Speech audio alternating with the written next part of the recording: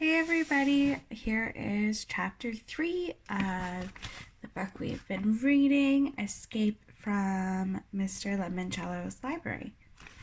So let's get back into it.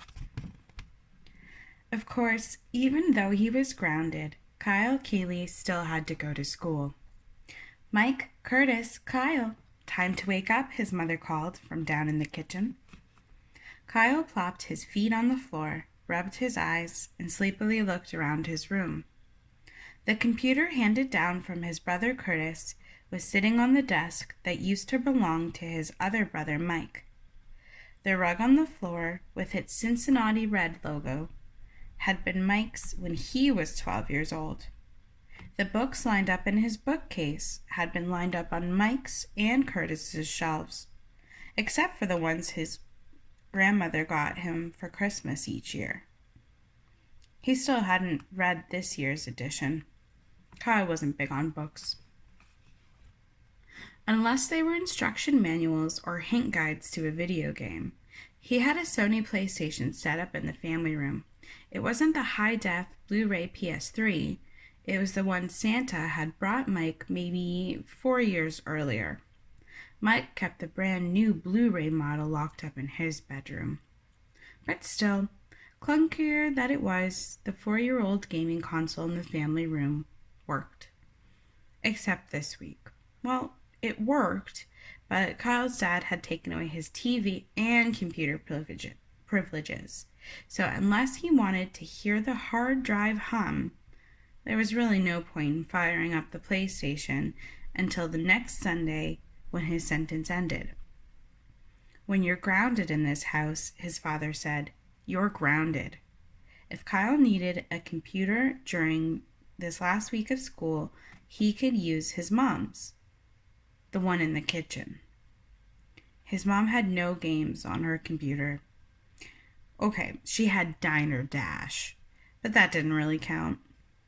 Being grounded in the Keeley household meant you couldn't do anything except, as his dad put it, think about what you did that caused you to be grounded. Kyle knew what he had done. He'd broken a window. But hey, he also beat his big brothers.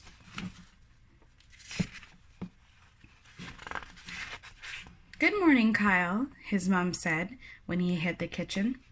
She was sitting at her computer desk, sipping coffee and tapping keys. Grab a toaster tart for breakfast. Curtis and Mike were already in the kitchen, chowing down on the last of the good toaster tarts, the frosted cupcake swirls. They'd left Kyle the unfrosted brown sugar cinnamon, the one that tasted like the box they came in. New library opens Friday, just in time for summer vacation, Kyle's mom said, reading her computer screen. Been 12 years since they tore down the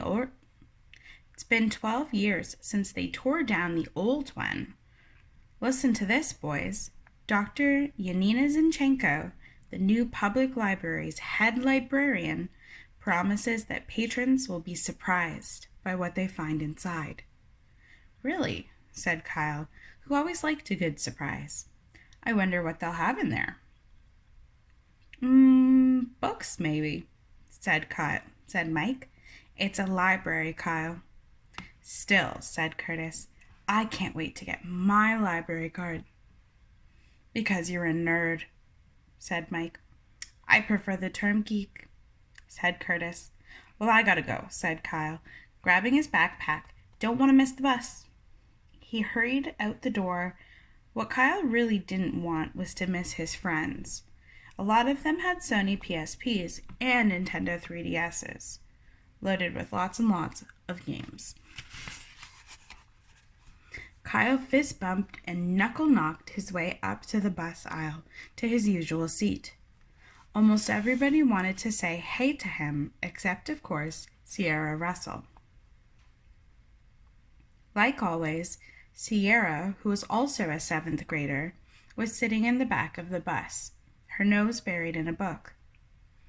Probably one of those about the girls who lived in tiny homes on the prairie or something. Ever since her parents' divorce and her dad moved out of town, Sierra Russell had been incredibly quiet and spent all of her free time reading. Nice shirt, said Akimi Hughes, as Kyle slid into the seat beside her. Thanks, it used to be Mike's. Doesn't matter, it's still cool. Akimi's mother was Asian. Her dad was Irish. She had long, jet black hair, but extremely blue eyes, and a ton of freckles. What are you playing? Kyle asked, because Akimi was frantically working on the controls of her PSP 3000. Squirrel Squad, said Akimi. One of Lemoncello's best, said Kyle, who had the same game on his PlayStation. The one he couldn't play with for a week. You need a hand? Nah. Watch out for beehives. I know about the beehives, Kyle. I'm just saying. Yes. What? I cleared level 6. Finally. Awesome. Kyle did not mention that he was up to level 27. Akimi was his best friends, and friends don't gloat to friends. When I shot the squirrel at the falcon, said Akimi, the pilot parachuted. If a squirrel bit the pilot in the butt, I got 50 extra bonus points. Yes. In Mr. Lemoncello's Catapulting Critters game, there were all sorts of wacky jokes. The falcons weren't birds, they were F-16 Falcon fighter jets. And the squirrels, they were nuts, totally bonkers, and with swirly whirlpool eyes. They flew through the air, jabbering gibberish, and they bit butts. This was one of the main reasons why Kyle thought everything that came out of Mr. Lemoncello's Imagination Factory, board games, puzzles, video games, was amazingly awesome. For Mr. Lemoncello, a game wasn't just a game if it wasn't a little goofy around the edges. So, did you pick up the bonus code? Asked Kyle. Huh? In the freeze frame there, Akimi studied the screen. Turn it over. Akimi did. See that number tucked into the corner? Type that in next time the home screen asks you for your password. Why? What happens? You'll see. Akimi slugged him in the arm. What? Well, don't be surprised if you start flinging flaming squirrels on level 7. Get out. Try it. You'll see. I will, this afternoon. So did you write your extra credit essay? Huh?